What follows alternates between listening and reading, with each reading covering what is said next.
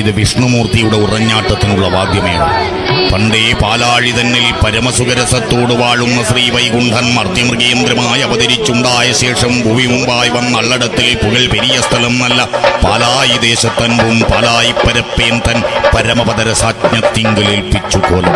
സാക്ഷാൽ വിഷ്ണുമൂർത്തി എന്നുടയ കണ്ണനക്കൊന്ന കുറുവാടന കണ്ടുപിടിച്ചു ഞാൻ കൊന്നുയിരടക്കുവേൻ വണ്ണം മുടിക്കേണമെന്നു പരദേവത. പാലം വായിക്കണ്ണനെ കദളിക്കുളത്തിന്റെ കൽപ്പടവിലിട്ട് നിഷ്കരുണം കൊല ചെയ്ത കുറുവാട്ടുകുറുപ്പിന്റെ തറവാട് ചെമ്മണ്ണും തീപ്പുകയുമാക്കിയ ലോകനാഥനാണ് വിഷ്ണുമൂർത്തി.